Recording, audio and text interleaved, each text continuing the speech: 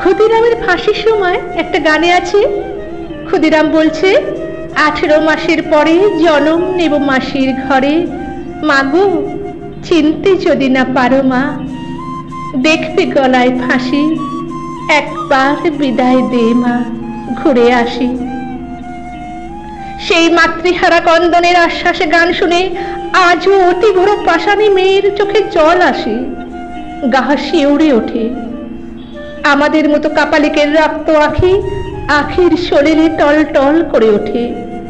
কিন্তু বলতে পারো কি দেশের জননীরা, আমাদের সেই হারা ক্ষুদিরাম তোমাদের কার ঘরে এসেছে? তোমরা একবার তোমাদের আপন আপন ছেলের কণ্ঠের পানে তাকাও, দেখবে তাদের প্রত্যেকের গলায় ক্ষুদিরামের ফাঁসির নীল দাগ। ক্ষুদিরাম ছিল মাতৃহারা। সে কোন মাকে ডেকে আবার আসবে বলে আশ্বাস দিয়ে গেছে, কেঁদে গেছে।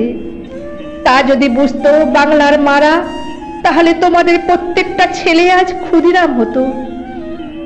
ক্ষুদিরাম ছেলেবেলায় মা হারিয়ে পেয়েছিল সারা দেশের মায়েদের। মায়ের স্নেহের ক্ষুধা তার মেটেনি। তোমাদের সকলকে মা বলে ডেকেও সে তৃপ্ত হয়নি, তাই আবার আসবো বলে কেঁদে গেছে। এবার অভিমানী ছেলে মায়ের ঘরে আসবে না, মাসির ঘরে আসবে। কিন্তু অভিমানী হলে কি হয় মা? ও ছিল বোকা ছেলে, তাই বুঝতে পারেনি যে মাসির ঘর বলে অভিমান করে যার ঘরে আসতে চেয়েছে সেও যে মায়েরই ঘর, সবাই যে তার মা। মায়ের সারা পায় নাই, মা তাকে কোলে নেয়নি, তাই অভিমানে সে আত্মবলিদান দিয়ে আত্মনির্যাতন করে মায়েদের অনাদরের প্রতিশোধ নিয়েছে। যাবার বেলায় দোষী ছেলে এক ফোঁটা চোখের জলও ফেলে গেল না। হায় হতভাগ্য ছেলে, সে কাঁদবে কার জন্যে? যার জন্যে কাঁদবার কেউ নেই। তার চোখের জল যে লজ্জা, তার কান্নাটাও যে অপমান মা। দোষী ছেলে সব চোখের জলকে কণ্ঠের নিচে ঠেলে রেখে ফাঁসির পরে নীলকণ্ঠ হবার আগেই ব্যথায় নীলকণ্ঠ হয়ে গেল। প্রাণের তিক্ত কোণধারের জ্বালা আর কেউ দেখল না, দেখল শুধু কিশোর ঠোঁটের অপূর্ব হাসি। ফাঁসি হতে প্রায় আর 2-4 মিনিট বাকি, তখনও সে নিজের ফাঁসির রশ্মির সমালোচনা নিয়ে ব্যস্ত, যে ফাঁসির রজ্জুতে মোম দেয়া হয় কেন। তোমরা কি ভাবছো মাঝে কি সাংঘাতিক ছেলে বাপু? কিন্তু ছেলে যতই সাংঘাতিক হোক, সত্যি করে বলো দেখি মা, ওই মাতৃহারা তোমাদের মুক্তির জন্য ফাঁসিতে যাওয়ার কথা শোনার পরেও কি তোমরা নিজেদের দুলালদের বুকে করে শুয়ে থাকতে যন্ত্রণা পাও না? ওই মাতৃহারার মরা লাশ তোমাদের মা ছেলের মাঝে এসে শুয়ে থাকা ব্যবধানের পীড়া দেয় না? নিজের ছেলেকে যখন আদর করে চব্যচস্য লেজ্জপ্রিয় যাবতীয় সামগ্রী খাও, নিবিড় স্নেহে বুকে চেপে ধরে শুয়ে ঘুম পাড়াও, একটু অসুখ করলে 33 কোটি দেবতার পায়ে মাথা খোড়ো, তখন কি ওই মাতৃহীন ক্ষুদিরামের কথা, তারই মতো আরো সব লক্ষ্মী ছাড়া মাতৃহারাদের কথা মনে হয় তোমাদের বুক কাটার মতো বেঁধে না? তোমাদের এত স্নেহ, এত মায়া কি অনুশোচনায় লজ্জায় সংকুচিত হয়ে ওঠে না? বলো মা, উত্তর দাও। আজ ওই ক্ষুদিরামের মতো শত লক্ষ্মী ছাড়া ছেলে এসে তোমাদের মাতৃহৃদয়ের নামে জিজ্ঞাসা করছে, উত্তর দাও। জানি মা, উত্তর দিতে পারবে না, মুখে কথা ফুটবে না। তুমি বলতে যাবে, তোমার মনের মা তোমার মুখ টিপে ধরবে। বোবা হয়ে যাবে মা, বোবা হয়ে যাবে। মুখ কালো হয়ে যাবে অনুতাপের দগ্ধ অনুশোচনায়। মানুষের মন আর আত্মা এমনি বেলায় মাঝে পরের দুঃখ দেখে তার নিজের বুক বিষাদে ভরে ওঠে, বিশেষ করে মায়েদের। মাতৃহারার এক পাশে দাঁড়িয়ে জল ছলছল চোখে যদি চাও, তাহলে তোমার হাত উঠবে না মা তোমার ছেলের মুখের দিকে কিছু তুলে দিতে, আপনি শীতল হয়ে যাবে। এটাও সওয়া যায়। কিন্তু যদি কোনো মাতৃহারা বিদ্রোহ করে কারোর কাছ থেকে কিছু না চায়, মাথা নিচু করে কোনো মায়ের ঘরের পানে না তাকিয়ে তার রুক্ষ কেশ লক্ষ্মী ছাড়া মূর্তির রুদ্রকে তো উড়িয়ে চলে যায়, ডাকলেও ঘরের পানে তাকায় না। মায়ের ডাকে চোখ ছলছল না করে উল্টে আত্মনির্যাতন করে তোমাদের চোখের সামনে। তাহলে মায়ের মন কেমন করে ওঠে বলো দেখি? হে আমার দেশের জননীরা, তোমাদের কাছে এসেছে তেমনি বিদ্রোহী লক্ষ্মী ছাড়া মাতৃহারার দল, তাদের হারানো ক্ষুদিরামকে খুঁজে নিতে।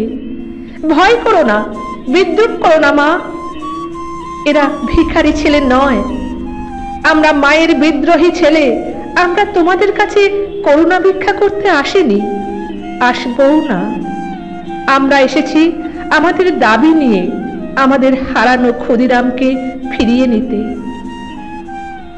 সে যে আমাদের মাতৃহারা দলের, সে তোমাদের নয় মা। আমাদের মা নেই, আমাদের মা দয়া করে আমাদের ছেলেবেলাতে আমাদের ফেলে স্বর্গে গেছেন। তারা আর করুণা করে ফিরে আসবে না। তারা জানতেন আমরা সবাই ক্ষুদিরাম। আমাদের মায়া করে আমাদের মায়েরা লক্ষ্মী ছেলে করে তোলেননি, তারা আমাদের পথের ধুলোয় ফেলে ক্ষুদিরামের নামে রেখে গেছেন। ক্ষুদিরাম গেছে, কিন্তু সে ঘরে ঘরে জন্ম নিয়ে এসেছে কোটি কোটি ক্ষুদিরাম হয়ে। তোমরা চিনতে পারছো না মা, তোমরা মায়ায় আবদ্ধ। ছেড়ে দাও, ছেড়ে দাও আমাদের ক্ষুদিরামকে, তোমাদের ছেলেদের ছেড়ে দাও। ওরা আমাদের, আমাদের লক্ষ্মী ছাড়ার দলে। ওরা মায়েদের নয়, ওরা ঘরের নয়, বোনের। ওরা হাসির নয়, ফাঁসির। ওই যে কণ্ঠ হাত দিয়ে জড়িয়ে বুকে চেপে ধরেছ, ওই কণ্ঠে ফাঁসির নীল দাগ লুকানো আছে। ছেড়ে দাও মা, ছেড়ে দাও। ওরা তোমার নয়, আমার নয়, ওরা দেশের, ওরা বলিদানের, ওরা পূজার। কোথায় ভাই ক্ষুদিরাম? 18 মাসের পরে আসবে বলে গেছো, এসেছো প্রতিটি ঘরে ঘরে, কিন্তু 18 বছর যে কেটে গেল ভাই।